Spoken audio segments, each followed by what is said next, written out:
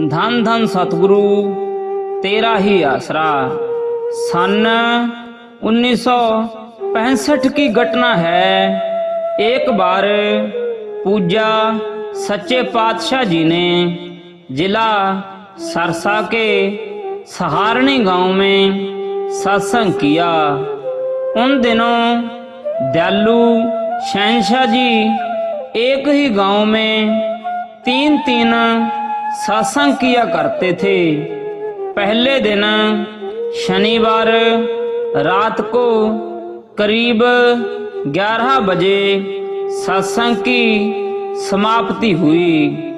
परमपिता जी साध संगत को आज्ञा देकर स्वयं अपने उतारे वाले घर चले गए और जो बाहर से संगत आई हुई थी वहीं सत्संग पंडाल में आराम करने लगी।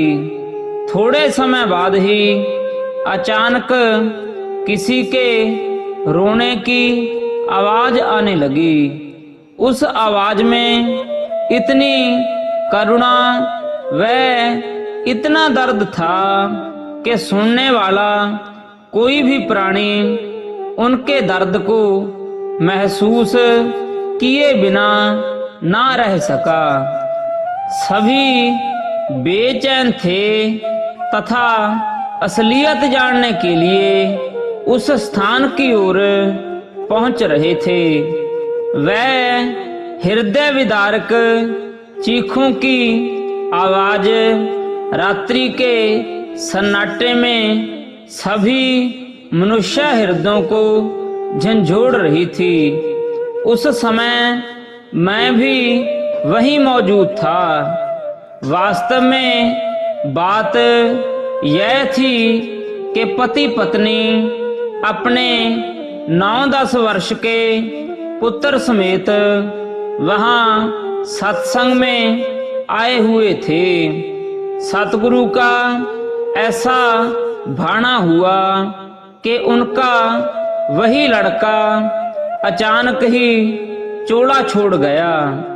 वे तीनों उस समय उसी पंडाल में आराम कर रहे थे, इसलिए वे दोनों अपने पुत्र के वियोग में बुरी तरह विरलाप कर रहे थे। उन पति पत्नी के करुणा रुदन की आवाज रात्रि के सन्नाटे को चीरती हुई दयालु दातार जी के उतारे से भी जा टकराई। हालांकि सत्संग पंडाल से उतारे वाला स्थान काफी दूर गांव में था, परंतु कुल मालिक तो घट घट तथा पट पट की सब जानता है। दयालु परमपिता जी ने तुरंत सत ब्रह्मचारी सेवादार लक्ष्मण दास को घटना स्थल पर भेजकर उसी समय उस पीड़ित परिवार को उतारे वाले घर बुला लिया। उस समय रात्रि के करीब 12:30 बजे थे। बेपरवाह सच्चे पातशाह जी ने उनके दुख को जानते हुए उन्हें धैर्य दिया। लड़के का मृतक शरीर तब तक ठंडा हो चुका था। पुत्र वियोग में रोने के सिवाय वे कुछ भी नहीं कर सकते थे। दो जहानों के मालिक से भी उनका दुख देखा नहीं गया। सतगुरु जी ने उन पर अपनी अपार रहमत की वर्षा कर दी। शहंशाह जी ने उन्हें अपना स्नेह देते हुए फरमाया, भाई तुम बच्चे को किसी डॉक्टर के पास दिखाकर कोई टीका आदि लगवा लाओ। इस पर उन दोनों ने हाथ जोड़कर प्रार्थना की कि सच्चे पातशाह जी, अब आपसे बड़ा इसके लिए और कोई भी डॉक्टर नहीं है।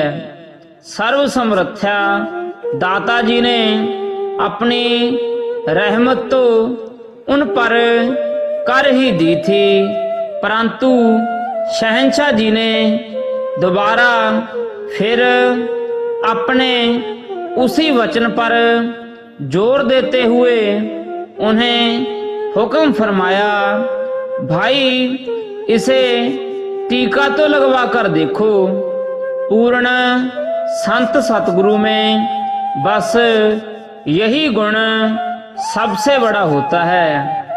हालांकि वे सब कुछ कर्ण करावनहार होते हैं, सब कुछ कर भी देते हैं, परंतु वह बात अपने ऊपर नहीं लेते, किसी और को माध्यम बनाकर अपना काम करवा लेते हैं। भला मरा हुआ जीव जिसका शरीर भी पूर्णतः ठंडा हो चुका हो, उसे क्यों कोई डॉक्टर टीका लगाएगा? कैसे उसके अंदर दवाई प्रवेश करेगी और कैसे वह जीवित होगा? प्रेमी जीवों ने अपने मालिक का वचन सत्य माना और उसी समय वे अपने मृतक बच्चे को उसी गांव के एक प्राइवेट डॉक्टर के पास ले गए। उस घटना को तब 2-2.5 घंटे बीत चुके थे।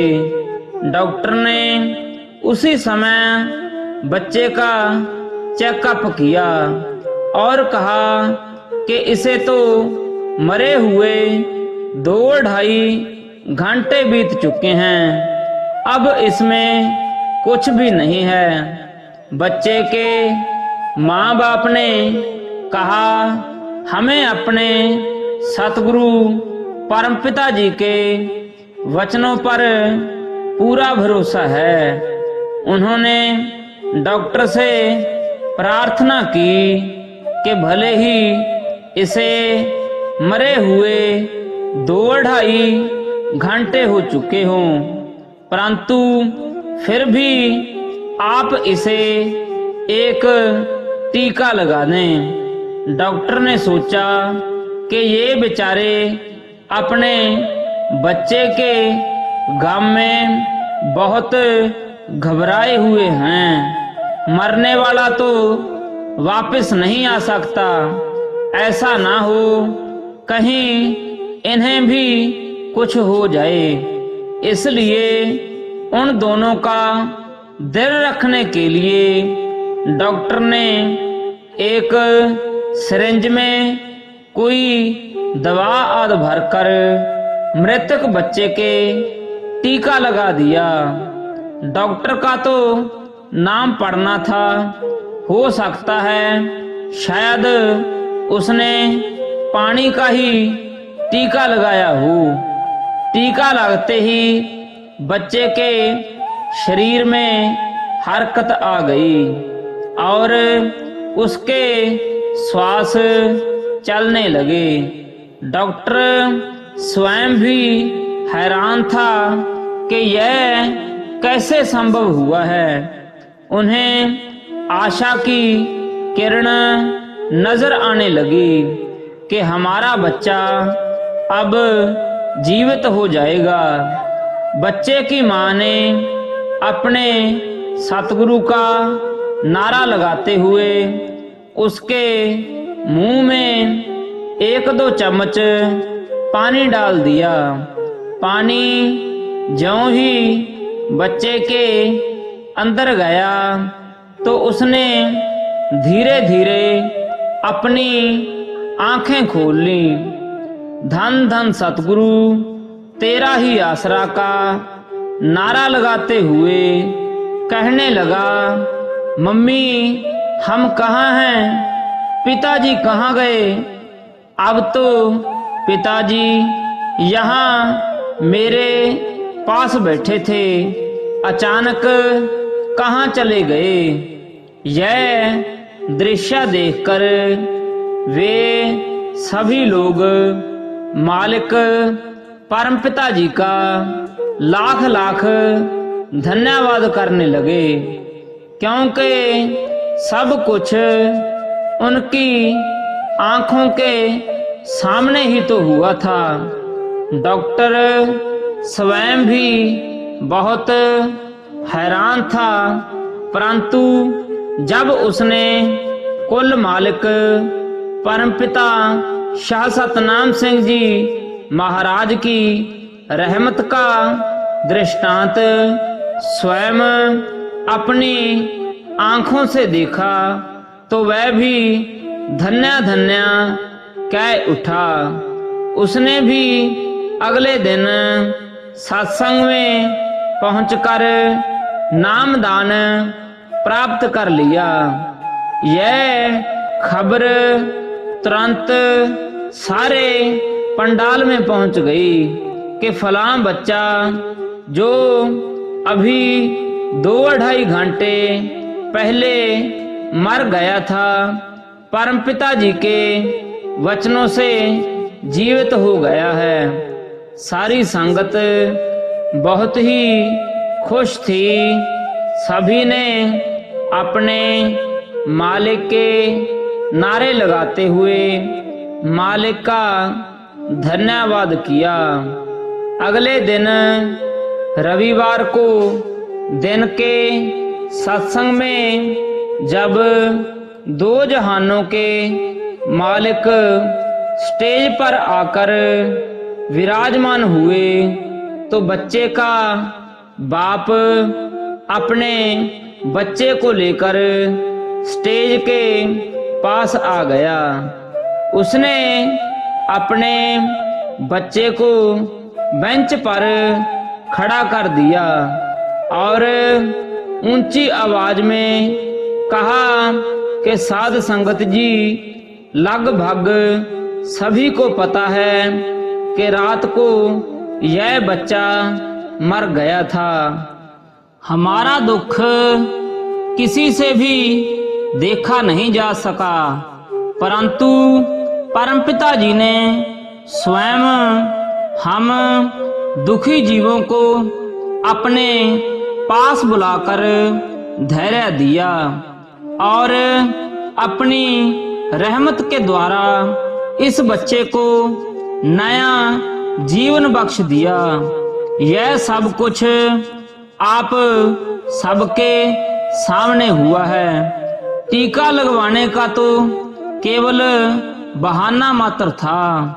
आप भी जानते हैं कि इतनी देर से मरे हुए किसी जीव प्राणी को टीका कैसे लग सकता है।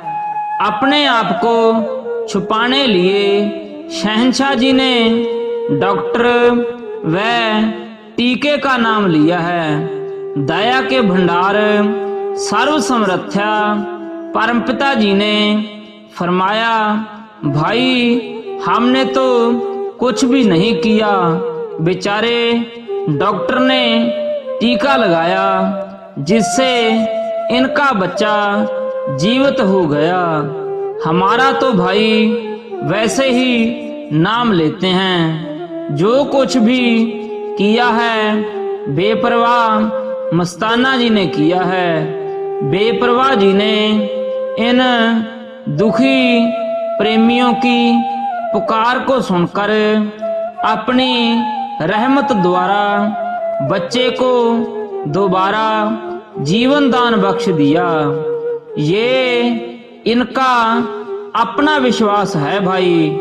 इस प्रकार यदि कोई जीव अपने सतगुरु पर भरोसा करे तो कुल मालिक उसके सभी काम आप कर देता है और उसकी सभी मुश्किलें आसान हो जाती हैं। पूज्य परमपिता जी एक शब्द की टेक में फरमाते हैं, जिंद गुरु दे लेखे वार दे तू, फिर सजना मुश्किल हल होवे, मिट जावन सारे वहम फिक्र, जद सामने गुरु दे गल होवे।